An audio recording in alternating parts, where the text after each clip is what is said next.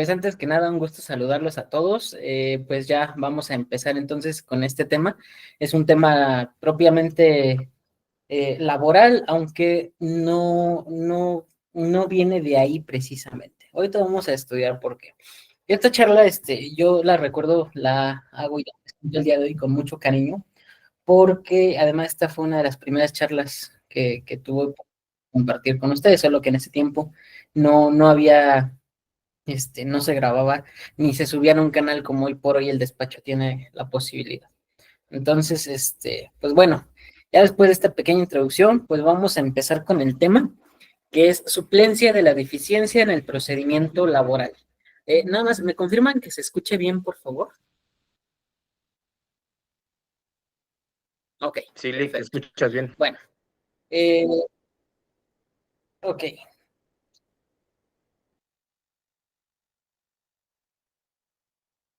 listo. Vámonos a empezar entonces. Lo primeritito que vamos a tratar de empezar a desmenuzar es el concepto de suplencia. La, la, la propaganda, la publicidad decía suplencia de la deficiencia de la queja en el procedimiento laboral mexicano. Hay que hacer una acotación. La suplencia de la deficiencia es una figura propiamente del amparo, pero que al mismo tiempo manejamos en otras materias. ¿Cuáles son esas materias? Generalmente son 5. Se maneja en la materia familiar para suplir la deficiencia por la parte de los menores, de los pequeñitos, se maneja en la materia penal en favor de los reos, se maneja en la materia laboral en favor de los trabajadores, en la materia agraria en favor de las comunidades agrarias o las comunidades ejidales, los ejidatarios, eh, y en la materia indígena. Ojo, cabe recalcar o hacer notar que la materia laboral, la materia agraria y la materia indígena son los 3 derechos que corresponden al tronco de materias del derecho social. Entonces, vamos a tener esta idea bien presente para poder desarrollar el tema. Entonces, vamos a empezar primero por entender qué es la suplencia de la deficiencia. Posterior vamos a ver un poquito de historia, porque hay que entender la figura, dónde nace, por qué nace y cómo es que evoluciona hasta el día de hoy. Y finalmente vamos a entender doctrinariamente en dónde aplica en la parte procesal al momento de que nosotros aplicamos los juicios. Aquí una acotación muy importante. La suplencia de la deficiencia no es un permiso para el abogado para dejar de hacer su trabajo. Lo repito, la suplencia de la deficiencia nunca es un permiso para el abogado para dejar de hacer su trabajo. ¿Ok? Entonces, empezamos primero por una definición doctrinal que es del doctor Fixamudio, que a la letra pues dice, la vamos a ir desmenuzando.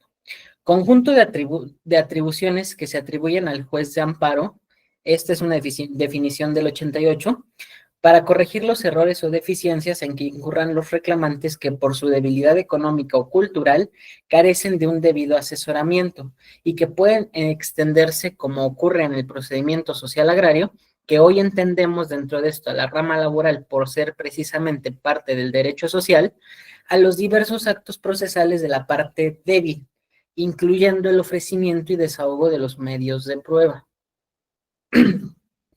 ¿Qué es lo que acabamos de decir? Es básicamente la facultad jurisdiccional, la facultad de los jueces de integrar al procedimiento otras cosas u otros actos procesales que no estaban esgrimiendo alguna de las partes, en este caso la parte más débil, procesalmente hablando, y que por tanto afectarían a la hora de emitir la resolución. Entonces, hay que entenderlo así. Es la ayuda, la tutela que da el juez a la parte que más posibilidades tiene de perder un juicio. ¿Ok? Entonces, hasta este punto y con esta definición, ¿vamos bien?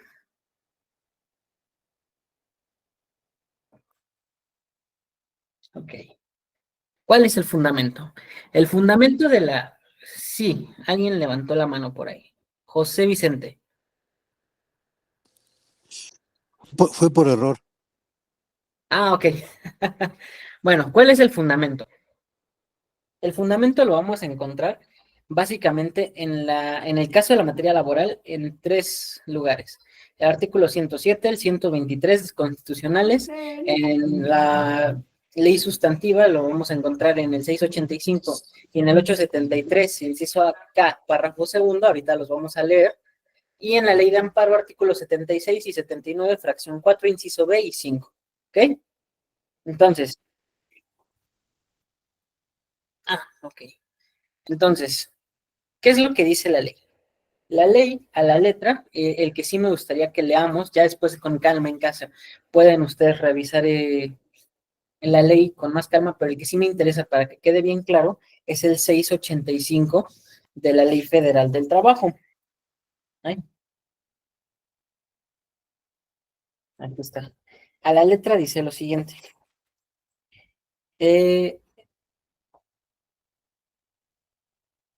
Ay, Dios. Párrafo tercero. Cuando la demanda del trabajador sea incompleta en cuanto a que no comprenda todas las prestaciones que de acuerdo con esta ley deriven de la acción intentada o procedente conforme a los hechos expuestos con el trabajador, el tribunal en el momento de admitir la demanda subsanará esta, lo anterior sin perjuicio de que cuando la demanda sea obscura o vaga se proceda a los términos previstos del 873 de esta ley. En español, si el juez detecta una anomalía, si el juzgador detecta que algo no está claro, o si el juzgador detecta que algo puede mejorarse, o inclusive en materia laboral hay prestaciones que el trabajador no está solicitando dentro de su escrito inicial, el juez tiene la posibilidad de subsanarlo, es decir, de completar el escrito inicial que nosotros estemos presentando. Ahí vuelvo a hacer la acotación. Esto no es un permiso para que nosotros como abogados no hagamos nuestro trabajo. Eso sí quiero que lo tengamos bien claro. Ahora, ¿por qué? Se presta lamentablemente en la práctica a que nosotros digamos de una forma coloquial, bueno, pues si el juzgador va de todas maneras a suplir la deficiencia, si yo represento a la parte trabajadora, pues da lo mismo con que yo presente un escrito inicial. No, error. ¿Por qué? Porque una cosa es que el juzgador pueda subsanar ciertos detalles y otra que el juzgador haga nuestro trabajo. ¿Por qué? Uno de los fallos principales o críticas que se le puede hacer a la suplencia de la deficiencia es que el juez no puede dejar de ser imparcial, por tanto no puede decidir en el proceso, llevando de la mano al trabajador en todo lo que tiene que hacer, no le puede decir al trabajador qué es lo que tiene que hacer, debido a que los actos procesales que se llevan a cabo, muchos de ellos el juez no va a intervenir. Es decir, el trabajador tiene que asistir finalmente de un abogado que lo represente, lo ampare y lo defienda en el caso del proceso laboral. Y segundo, y eso es sumamente importantísimo, el juez no puede ni debe meterse para efectos de la fase probatoria de los juicios. Todo lo que es probatorio, el juez se puede allegar, se puede asistir, puede ordenar ciertas diligencias, pero el juez no se va a encargar de ofrecerlas y sustanciarlas él mismo. ¿Me explico? Entonces tenemos que tener mucho cuidado y mucha responsabilidad con esta institución jurídica que nos permite a nosotros, ni siquiera a nosotros, le permite al individuo social valerse de un recurso de una institución que le permita no quedar en estado de indefensión. ¿Ok? Entonces, otra cosa. ¿Por qué estoy citando la ley de amparo? Muchos de los preceptos que vamos a compartir el día de hoy vienen dados por la ley de amparo porque son y encuentran su origen en el juicio constitucional de protección de derechos fundamentales, el juicio de amparo. Entonces, esta figura, que si bien no propiamente opera como institución jurídica en el juicio, sí opera en ciertos casos. El principio de suplencia de la deficiencia es un principio de excepción al principio de estricto derecho. ¿Qué nos dice el principio de estricto derecho? Que todos los actos procesales que hagan las autoridades jurisdiccionales son sí y solo sí válidos si están conforme a lo que dice la ley. ¿Qué es lo que hace la suplencia? La suplencia es esta excepción para la protección y la igualdad procesal de las partes. Entonces, la suplencia es una excepción al principio de estricto derecho, sin llegar a ser propiamente una herramienta de la que nos podamos valer para, en el caso de los justiciables, desistirse de una defensa por pensar que por la suplencia ya el juez tiene la obligación, porque no lo va a hacer, de fallar en su favor. ¿Vamos bien hasta este punto?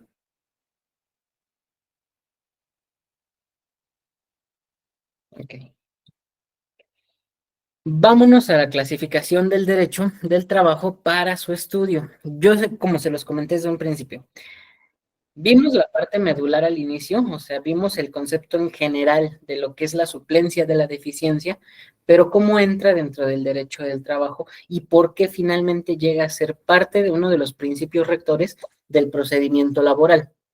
Primero, la clasificación en el estudio del derecho. Encontramos que el derecho del trabajo, pues sí, en efecto, pertenece al derecho social porque básicamente su objetivo es proteger a las clases que se puede interpretar que tienen una desventaja o una debilidad frente a otras por temas culturales, por temas económicos, por temas de ignorancia, etcétera, etcétera. Entonces, el derecho del trabajo va a dividirse en tres grandes ramas para su estudio. Primero, el derecho individual, que va a venir sustanciado del artículo primero al 353, inciso U de la Ley Federal del Trabajo. El derecho colectivo, que viene dado del 354 al 515 de la ley. Y el derecho procesal, que es del 684, inciso A, hasta el 991 bis, inciso U de la Ley Federal del Trabajo. Esto es doctrinal, ya sé, nos puede resultar un poquito engorroso, pero ¿por qué es importante? Porque la suplencia va a operar tanto para el individuo como para el derecho del trabajo. Aquí, ¿cuál es la diferencia y por qué yo lo acoto aquí?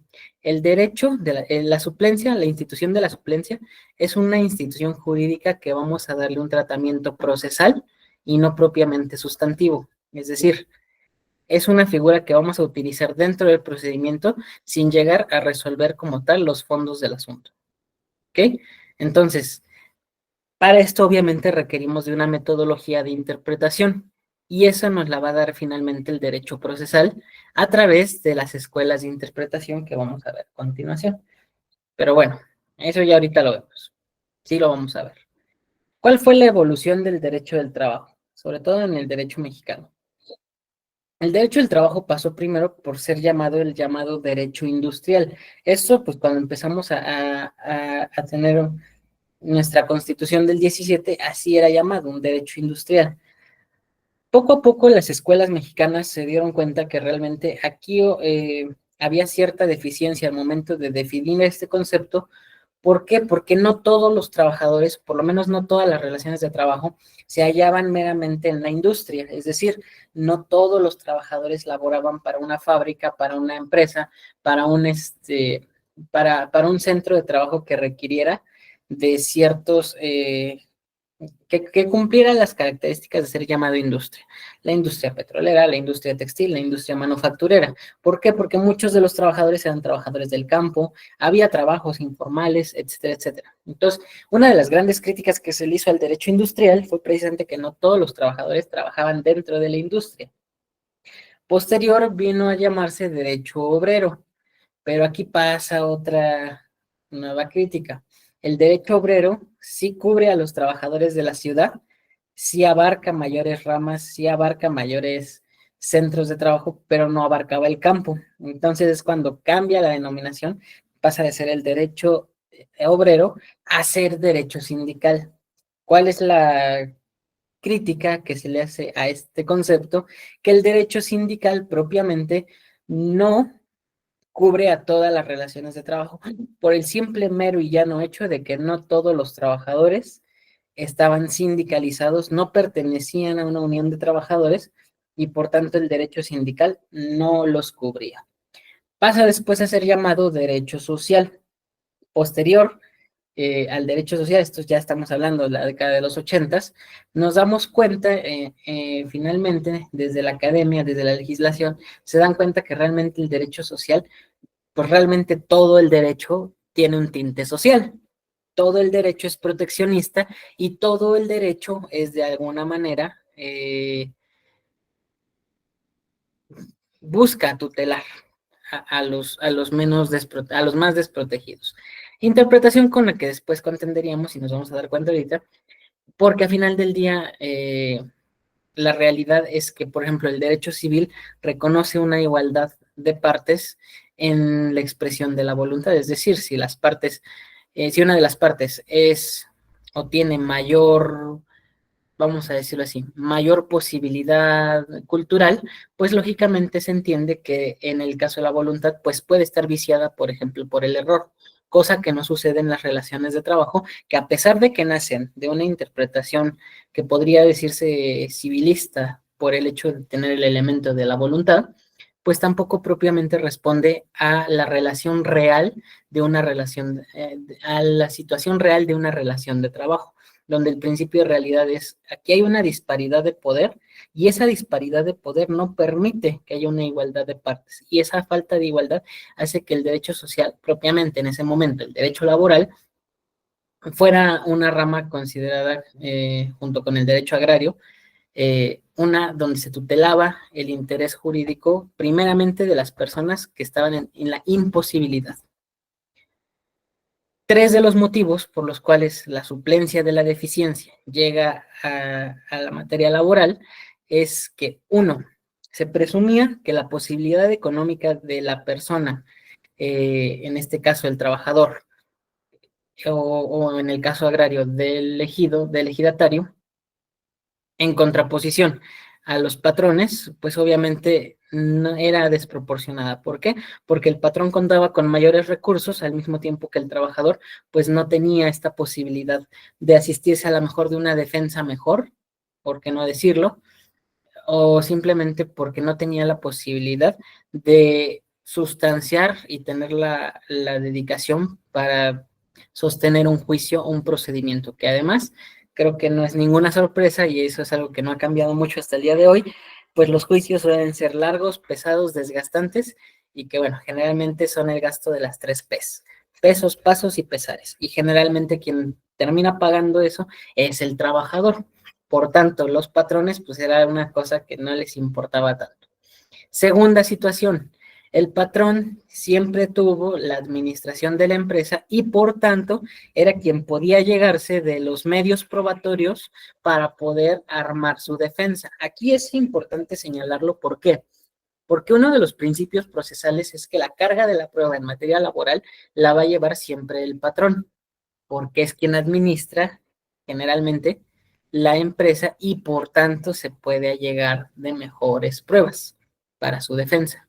El trabajador, por el contrario, como abogados, muchas veces pasa que tenemos que acreditar la relación de trabajo y estamos buscando por todos lados, por fotografías, por testimonios, por esto, por transferencias, por aquello. O sea, estamos creando mecanismos que nos permitan acreditar la relación de trabajo. Cuando inclusive la ley es muy clara, la falta de un contrato escrito es imputable al patrón. ¿Por qué? Por este principio tan básico que es para el derecho del trabajo, que es la carga de la prueba es del patrón y por tanto el patrón tiene la obligación de desmentir al trabajador. Ahora, ¿por qué les comento esto? Pasamos a la última definición y es donde vamos a encontrar algo que ya más adelante se empieza a hacer más claro a partir de la reforma del 94, donde se dan cuenta en la materia agraria que realmente el juez tiene una obligación para con las personas que están en situación más vulnerable. Acuérdense de eso, la reforma de 1994 en materia agraria. eh, y llega un principio fundamental que se llama el principio de tutela judicial efectiva. ¿Qué es este principio de tutela judicial efectiva? Es básicamente que la autoridad jurisdiccional, llámese juez en el caso de las reformas del 17 y del 19, que ya cambiaron las juntas de conciliación por tribunales laborales, o en ese momento las mentadas juntas de conciliación y arbitraje. Pues entendemos cualquier autoridad que va a discernir una controversia jurídica, punto. Esta autoridad está encargada de allegarse de los elementos para algo que seguramente algunos hemos escuchado, para mejor proveer. que en materia familiar, por cierto, es muy claro, porque generalmente los jueces siempre están buscando allegarse de mejores pruebas para proveer sus decisiones. Entonces, llega este momento donde el trabajador ya no se vuelve un simple sujeto procesal, sino que se vuelve además un tutelado judicial, es decir, el juez va a encargarse de que esta disparidad de fuerza económica, de fuerza cultural, de fuerza en los recursos también, porque no únicamente es económico el recurso, sino que también se allega de recursos humanos, de mano de obra, de materiales, etcétera, etcétera, que son finalmente importantes a la hora de contender en un proceso, y por tanto el trabajador se vuelve pues un sujeto procesal que deja de ser una parte activa para convertirse en una parte mixta, si lo quieren ver así, porque basta con que el trabajador presente muchas veces y nombre ciertas pruebas para que ahora el juez, con su tutela judicial efectiva, pueda suplir lo que el trabajador en su momento no incluyó, o su abogado que también no incluyó. Entonces, vuelvo y repito, no quisiera ser reiterativo, pero es importante también tenerlo en cuenta. La suplencia de la deficiencia no es un permiso para el abogado, para que el abogado no haga su trabajo. Y aquí encontramos otra cosa. La suplencia de la deficiencia no es un permiso para el justiciable de que se vaya a un juicio sin abogado, porque también llega a suceder que el justiciable dice, bueno, pues si la suplencia me avala en materia penal, en materia laboral, en materia agraria, pues entonces me voy yo solo y no requiero de un abogado. Error garrafal.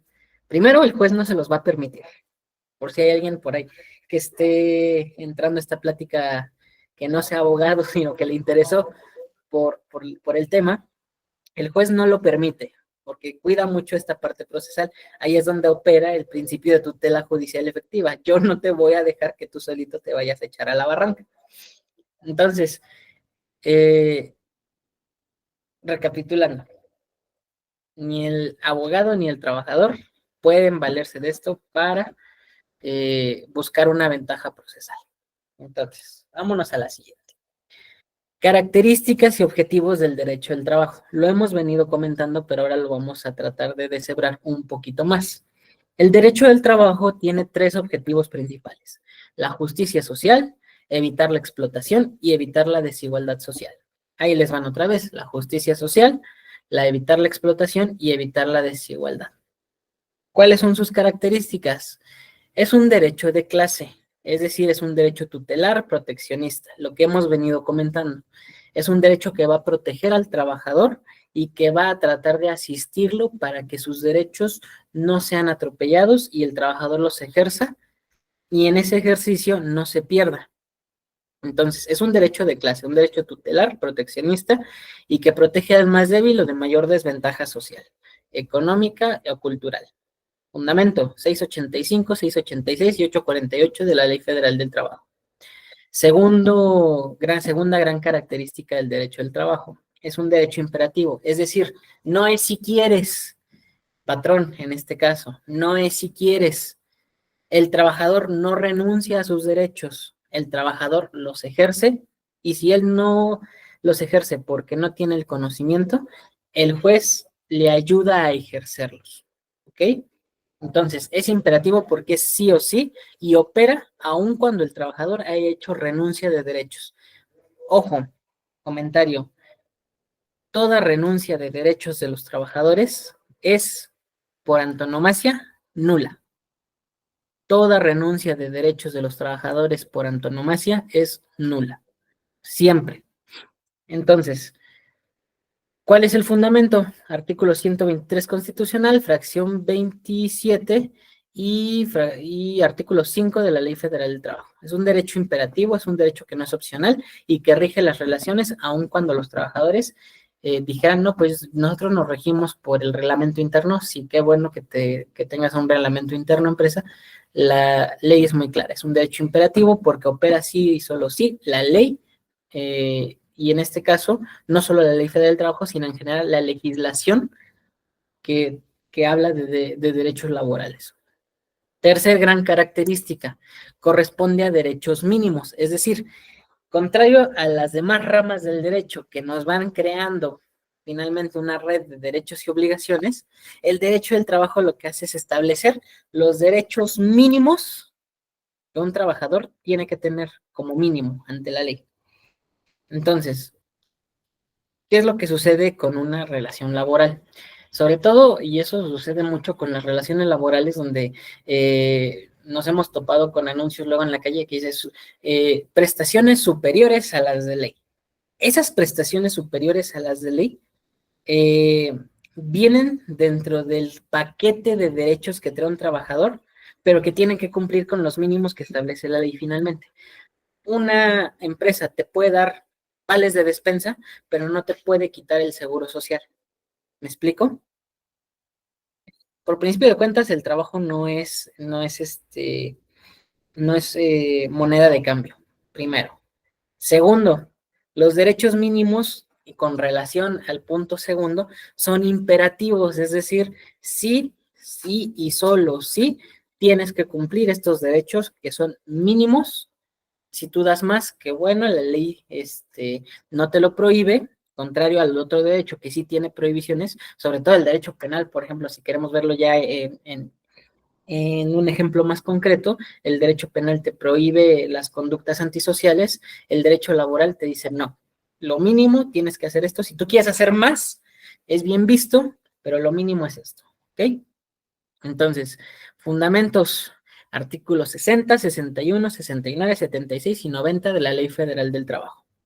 Y el cuarto, y a mi juicio, es de los más importantes, si no es el más importante, es el sentido protector de la norma laboral.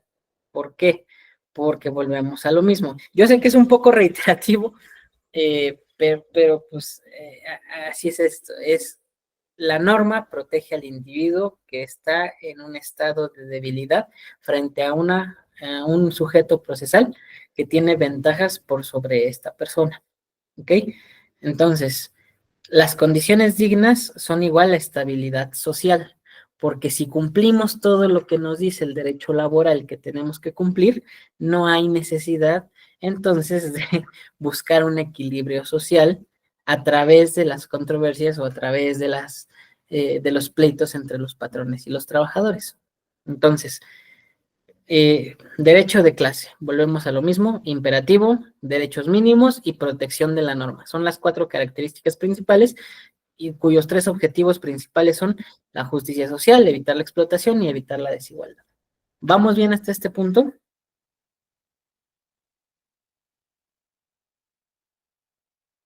Ok.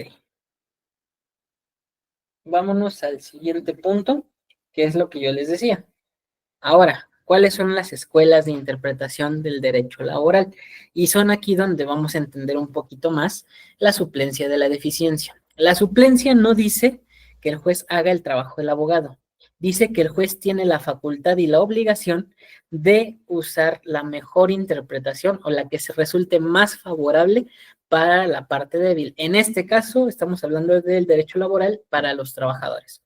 ¿Ok? Entonces, ¿cuáles son las cuatro escuelas de interpretación, de las cuales tres ya están en desuso, porque ahorita ya tenemos pues la interpretación oficial? Vámonos por partes. Primera escuela de interpretación, la escuela subjetivista filológica. ¿Qué quiere decir? Que tenemos que interpretar la literalidad de la ley sí y sí. Punto. No hay más que lo que diga la norma. ¿Cuál es la crítica? Que pues obviamente a veces el sentido de la norma, una de dos, suele no ser claro, o si es claro, a veces la interpretación subjetivista puede entorpecer el ejercicio de algún derecho. Esas son las dos críticas principales. Segunda escuela de interpretación, la escuela libre de derecho, que es todo lo contrario. Hay que interpretar libremente la norma y cuál es su principal crítica, ya se la imaginarán, que los jueces hacen y deshacen como se les da la gana. Aquí hubo un problema en su momento. La Escuela Libre de Derecho permitió, porque es la realidad, permitió que en las entonces juntas de conciliación, pues si de todas maneras el juzgador podía hacer e interpretar como quería, pues entonces ahí empezaron los abogados a meter ciertas argucias, ciertas mañas, sobre todo en los alegatos, para decir, bueno, pues señor juez, interpreta lo más chusco que se te ocurra, porque lo interesante no es hacer derecho, lo interesante no es resolver el conflicto, sino meterte en cuestiones filosóficas, porque así se conocía, las cuestiones filosóficas que al final del día no le van a resolver al trabajador, sino que nos van a tener aquí en un eterno estado de académicos, punto. Entonces, sí llegó a ser un problema porque muchos jueces resolvían abusando de la libre valoración. Dentro de los sistemas de valoración de la prueba, perdón, de la íntima convicción, podemos catalogarlos por lo menos en en tres grupos principales. Los mecanismos de valoración central, que son aquellos que pues sí tienen un poquito de la norma, un poquito de razonamiento, un poquito de esta cuestión humana, eh, y nos vamos después a los otros dos extremos. El primero, que es los sistemas de valoración literal de la prueba, que son aquellos que son estricto lo que dice la norma, sí, solo sí. Y del otro lado vamos a tener los sistemas de valoración de íntima convicción, que es donde el juez íntimamente valora las pruebas, y si el juez le da una interpretación o un valor muchísimo más grande a cualquiera de ellas con tal de llegar al resultado, pues bueno, estaremos hablando de un sistema de valoración de íntima convicción, que por supuesto siempre va a estar viciado, o generalmente va a estar viciado por por el pensamiento personalísimo de los jueces. Lo ideal, y de hecho este es uno de las características, también una de las más importantes, pero sí es una de las características del derecho laboral, es que los sistemas de valoración de las pruebas se encuentran entre los neutrales y entre los de íntima convicción. Justo a la mitad, ahí encontramos los sistemas de valoración de la prueba. ¿Ok?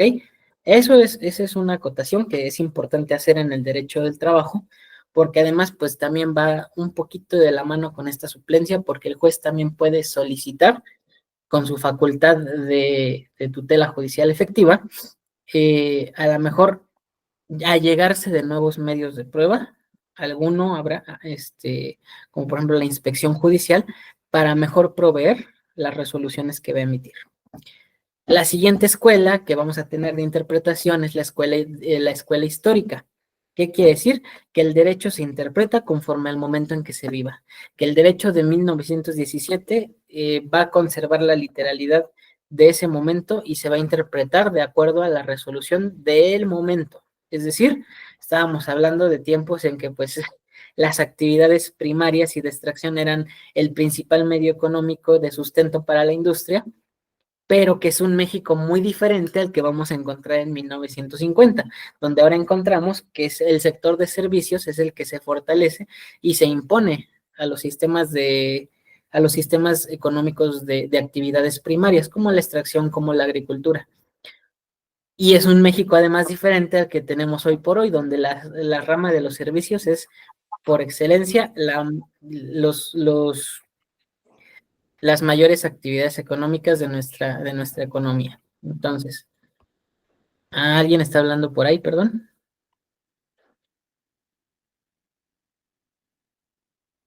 Ok, perdón. Bueno, eso por lo que hace a la escuela histórica. ¿Cuál es la crítica que se hace? Que pues obviamente también deja al contexto social pues la interpretación final de la norma. Lo cual nos lleva a que en 1970, finalmente, el espíritu legislador de la Ley Federal del Trabajo que fue reformada en el 70 y en el 76, ya con las ideas que llegó a aportar el maestro Mario de la Cueva. De hecho, él fue parte de las mesas de discusión, de diálogo y de foro que se llevaron a cabo cuando se legisló para reformar la Ley Federal del Trabajo. Es la escuela de interpretación finalista.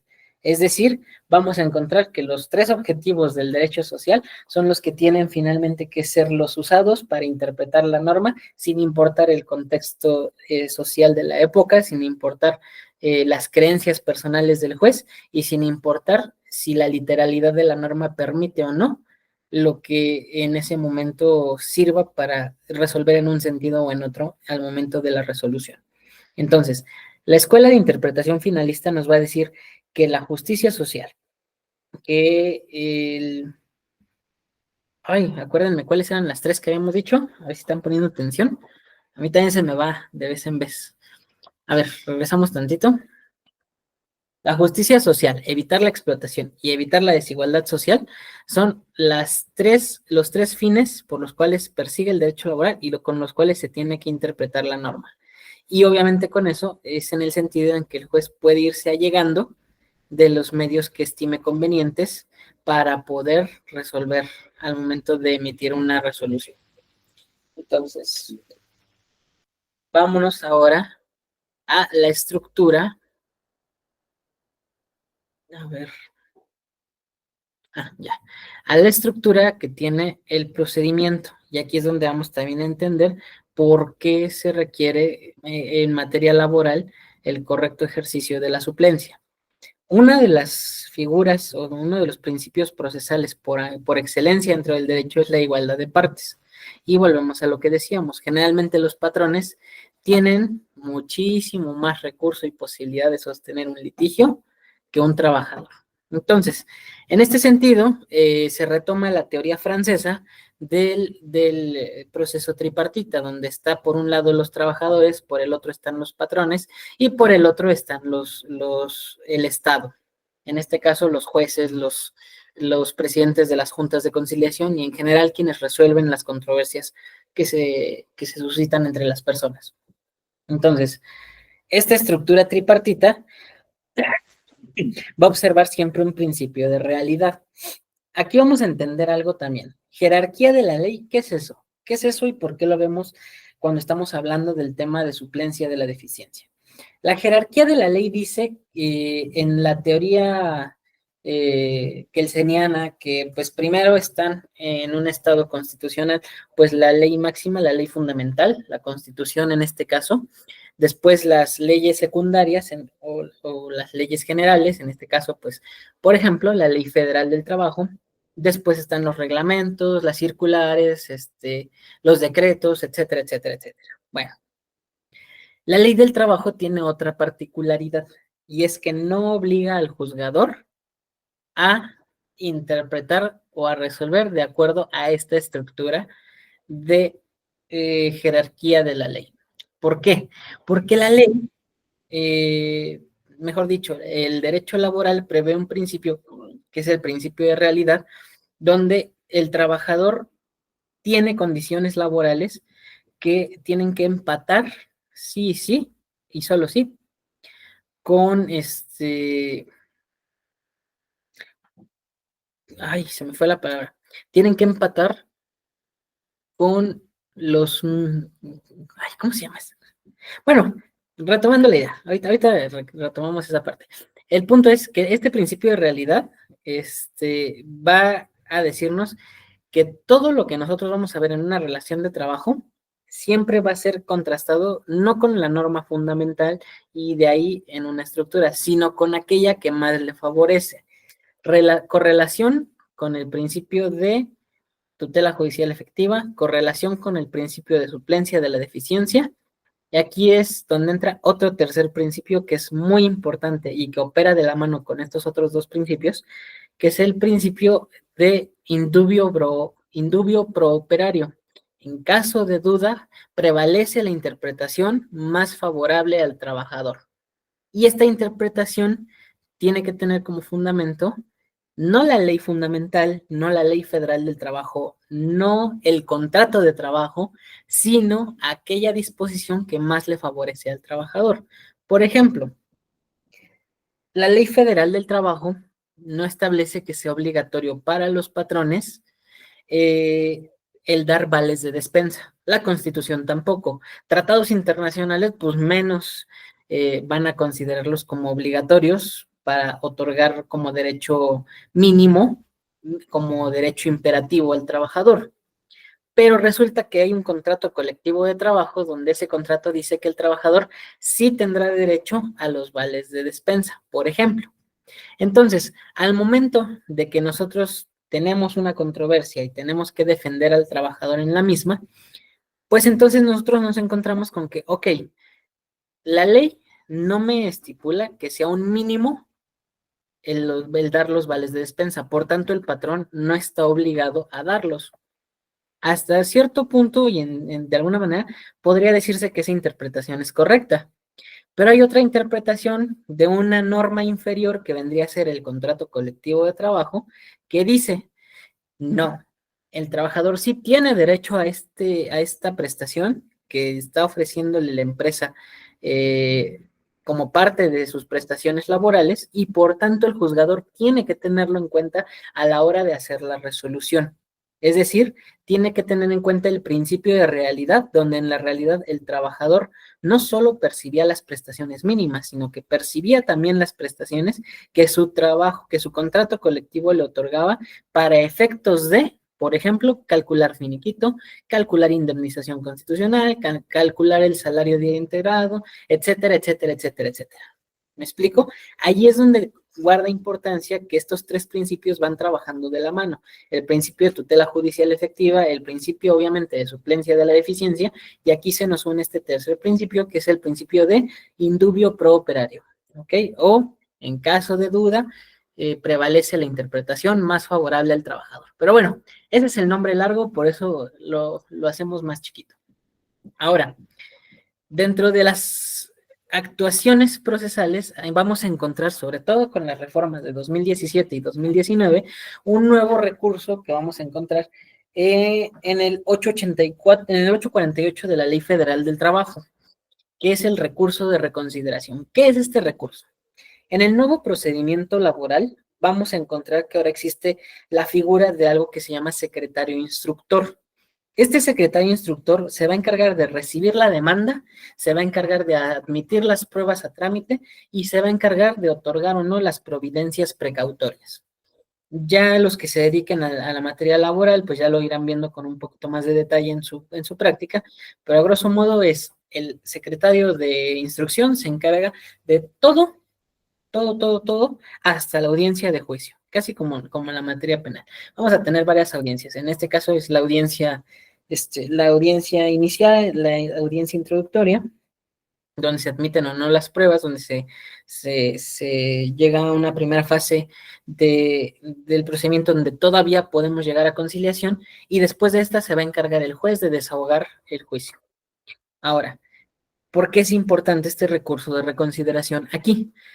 Porque quien revisa, vale la redundancia, quien reconsidera las actuaciones del secretario instructor es la autoridad jurisdiccional.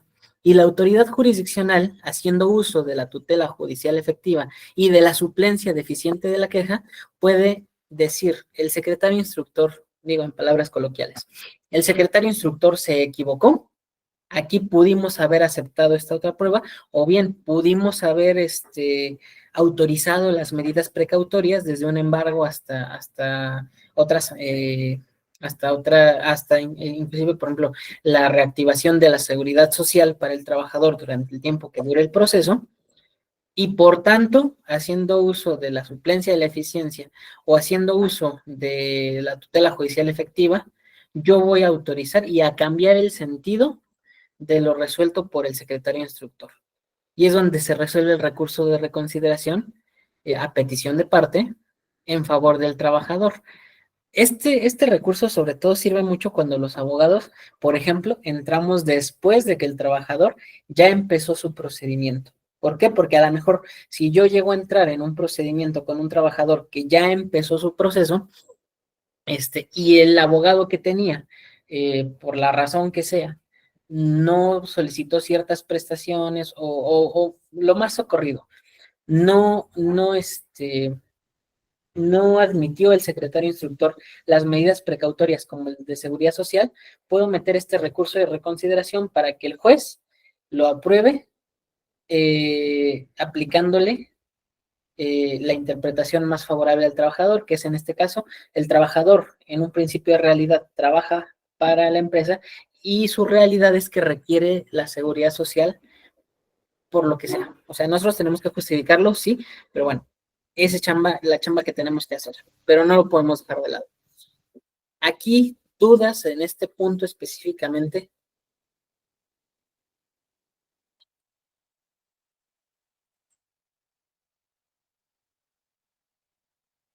Bueno, todo bien, vamos bien entonces. Bueno, recapitulando, ¿jerarquía de la ley? No, no hay jerarquía de la ley. Aquí es la interpretación más favorable al trabajador, la que opera en suplencia de la eficiencia y la que opera por tutela judicial efectiva. ¿Estructura tripartita? Sí, porque ahora sí ponemos al mismo nivel al trabajador, al patrón, y lo sometemos a la jurisdicción del Estado, en este caso a través de un juez. ¿Me explico? Vámonos a la siguiente y vamos a ver ahora sí cómo opera en la sustanciación. Hay una frase que lamentablemente es realidad, que dice, el trabajador se asiste de quien quiere, perdón, el patrón se asiste de quien quiere y el trabajador se asiste de quien puede. Creo que no hay que dar mucha redundancia en esto, es finalmente una realidad. La ley actualmente reconoce a los abogados que van con los trabajadores, no propiamente como profesionales en derecho, sino que los reconoce con el calificativo de persona de confianza. Es decir, vamos a encontrar que desde el inicio ya existe una debilidad procesal donde al trabajador no se le exige acudir a la conciliación, que en la realidad es finalmente una parte del proceso laboral, acompañado o asistido de una persona que le asista durante la conciliación. Quienes han tenido oportunidad de acudir a una audiencia de conciliación en materia laboral, eh, se habrán dado cuenta en algún momento que lamentablemente inclusive hay la instrucción por parte de los conciliadores de los centros de trabajo, de los centros de mediación, de los centros de conciliación, y le dicen a los abogados, usted aquí no está para opinar, usted aquí está nada más para acompañar al trabajador. Y en esa medida muchos conciliadores eh, lamentablemente le dicen al trabajador que él es el que tiene que hablar y que las personas que lo acompañan no pueden participar. Error garrafal, error. ¿Por qué? Porque entonces, ¿qué sentido tiene que nosotros como abogados estemos asistiendo al trabajador si no podemos alegar en su favor al momento de que asistimos a una conciliación? ¿Qué sentido tiene? He ahí la importancia que durante el proceso se tiene que hacer efectiva la tutela judicial efectiva, la suplencia de la deficiencia y la duda que opera en favor del trabajador. Sí, Vicente Hernández, abogado, lo escuchamos.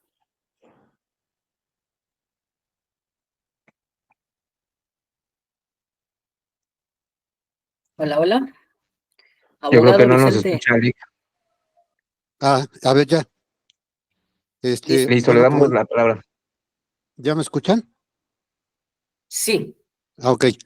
Efectivamente, Lick, como lo comentas, los centros de conciliación son una vacilada, porque independientemente de que a veces sí no deja participar a uno, finalmente tanto la parte, digamos, el patrón, este, siempre dice, no, es que no es cierto, y niega todo, como, bueno, como también, a veces va digamos, el patrón propiamente y el abogado, y los dos niegan todo, a veces hasta desconocen a la persona, aunque sí la conozcan, y y uno va ahí con sus peticiones y no llega uno a nada, la verdad. Entonces, en los casos que me ha tocado a mí, yo le digo al conciliador, ¿sabes qué? Extiéndeme la constancia de no conciliación y me voy a la demanda, porque, o sea, no hay de otra, o sea, no dejan participar. sí, sí, Esa es efectivamente. mi experiencia, ¿eh? No, sí, definitivamente, y también se los digo por experiencia. Lamentablemente en nuestros centros de conciliación, muchas veces lo que pasa es que uno llega con el trabajador y llega sobre una base. Obviamente nosotros como abogados, los que se dedican al tema laboral, pues hacen los cálculos antes de llegar a la conciliación, ok, son 90 días de indemnización constitucional, más la prima de antigüedad, más el proporcional de vacaciones, proporcional de aguinaldos, finalmente un cálculo que nosotros como abogados tenemos que hacerle al trabajador. Y llegamos, por decir algo, con 10,000 pesos como propuesta laboral al centro de conciliación. Y llegando desde que uno entra, el conciliador dice, pues a ver, vamos a ver. Lo primerito, vamos a partir no de la base de los 90 días, vamos a partir de los 45. A ver, espérame. ¿Por qué desde que el trabajador entra ya le estás quitando esto, ya le estás quitando derechos? O sea, ¿quién te dice a ti? La ley dice que son 90 días lo que es la indemnización constitucional. ¿Por qué vienes tú como autoridad a decirme que vamos a partir desde los 45 días? O sea, ¿cuál es tu fundamento?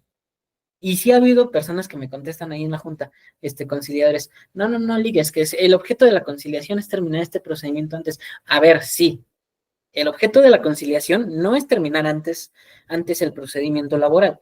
El objeto de la conciliación es que la menor cantidad de asuntos posibles sean resueltos a través del centro y que no lleguen a los tribunales para que no se sobrecargue la carga de trabajo, valga la redundancia. Esa es la finalidad de la conciliación. Entonces, ahí es donde entra de nuevo el por qué es importante la suplencia de la eficiencia de la mano con la tutela judicial efectiva y de la mano con el principio indubio pro operario, porque en el momento ahora sí ya de la sustanciación del procedimiento, que no es otra cosa que el juicio que le sigue al otro juicio, que en este caso vemos gráficamente las dos fases, tanto la de conciliación como la judicial, finalmente se componen de tres partes. Donde está el patrón, el trabajador y el conciliador, pues estamos hablando de un sistema tripartita, y del otro lado estamos hablando de un patrón, un trabajador y un juzgador. Entonces, lógicamente, si estamos viendo que en la primera fase no existe esta igualdad procesal, ¿qué nos garantiza que en la fase judicial la va a existir? Pues el ejercicio de estos tres principios de los que hemos venido hablando. Entonces, vuelvo y repito, la suplencia de la deficiencia en el procedimiento laboral no es un permiso para que los abogados hagan lo que quieran, ni es un permiso para que los justiciables no se asistan correctamente. Además de que los jueces no lo van a permitir, o no debieran permitirlo, mejor dicho, sí, porque hay que decirlo, México lindo y querido, algún caso por ahí habrá habido de alguien, no lo dudo. El punto es, aplicando las normas y los principios que hemos visto, aplicando las características del derecho al trabajo, podemos ver la historia también de nuestro derecho laboral. Hay que recordar que pues nuestro derecho lamentablemente siempre ha sido objeto de cambio, moneda de cambio entre la clase política, no de embalde. La justicia agraria y la justicia laboral parte de encontrar su origen no en un órgano jurisdiccional, sino en un órgano administrativo que dependía directamente del Ejecutivo. Yo creo que a lo mejor nos sirve como breviario histórico. Regálenme un segundito. Como breviario histórico, por ejemplo, la expropiación petrolera, donde una de las causas y uno de los motivos fundamentales para la expropiación petrolera fue finalmente la resolución en contra de los trabajadores de una autoridad jurisdiccional que dijo, ustedes no tienen los derechos que alegan en contra de empresas extranjeras. Entonces, lo que hace el Ejecutivo es decir, bueno, no, perdón, me estoy equivocando, estoy desvariando. Lo que pasa es que ahorita ya estoy teniendo problemas con mis máquinas y eso quieran que no me atarante un poquito. Al contrario, el órgano jurisdiccional dice, sí tienen estos derechos, pero son los patrones los que no obedecen. Entonces, ejerciendo presión desde el Poder Ejecutivo, finalmente se toma la decisión de expropiar los bienes de estas empresas. Digo, no hablemos en este momento si fue correcto o no, pero bueno, finalmente se toma la decisión. ¿Pero por qué? Porque nace a final del día de la lucha de los derechos laborales que los trabajadores, en ese caso del sindicato petrolero, pues estaban exigiéndole a las empresas. Entonces, no es tampoco raro que obviamente los presidentes desde el 17 pues hayan querido tener a los trabajadores y al sector agrario pues en la mano. ¿Por qué? Porque al final del día son los que votaban, porque los ciudadanos son aquellas personas que generaban dinero, que generaban, que pagaban impuestos y que por tanto eran las personas que a la hora de votar pues podían tener cierta inclinación de la balanza a la hora de decidir. Entonces, no, que no se nos haga extraño que el derecho laboral y el derecho agrario siempre hayan estado secuestrados por la política. Pero bueno, volviendo a lo que nos interesa, ¿qué es en este caso? Los sistemas laborales, sobre todo en el proceso mexicano, sí operan, sí tienen dentro de su estructura estos tres principios procesales, de los cuales el principal es la suplencia, de la que estamos hablando el día de hoy, y que esta suplencia se asiste de la tutela judicial efectiva y del principio indubio pro operario para lograr una igualdad entre las partes al momento de desarrollar un procedimiento para resolver una controversia laboral. Entonces, pues creo que con esto estamos cerrando la plática del día de hoy, salvo que alguien tuviera... acuérdense que esto es finalmente una charla y que en ese sentido, pues, si alguien por ahí quiere aportar también algo, también es bienvenido a lo que estamos comentando.